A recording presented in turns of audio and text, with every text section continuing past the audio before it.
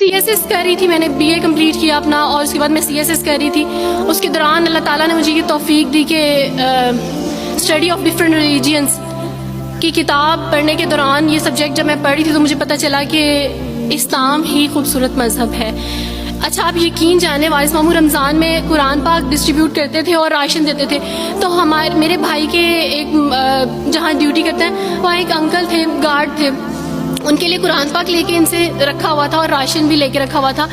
اور میں اس قرآن پاک کو چھپا کے اپنی سیف میں رکھتی تھی اور ڈرتی تھی کہ کسی دن میں اس کو کھول نہ لوں. اکثر ایک دو دفعہ پکڑا کہ کھول کے دیکھوں تو صحیح، کوئی نہ کوئی غلطی تو ہوگی نا اس قرآن میں بھی. یہ تو بڑی باتیں کرتے ہیں بائبل کے بارے میں، کچھ نہ کچھ تو ہوگا.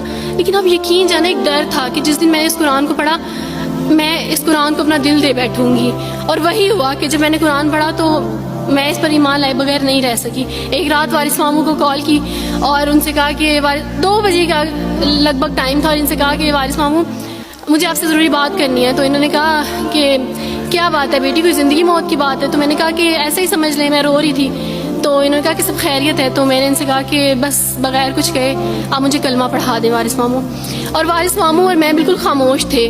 یعنی وارث ماموں کہتے ہیں کہ اس وقت مجھے لگا کہ جیسے میرا دل پھٹ جائے گا. مجھے یقین نہیں آ رہا تھا اپنے کانوں پہ کہ وہ جو سب سے بڑی رکاوٹ تھی وہ مجھے خود کہہ گیا کہ مجھے کلمہ پڑھا دیں. اور میں نے ان سے 5 منٹ کا یعنی اسپیس لی کال پہ، اور 5 منٹ میں نے دعا کی.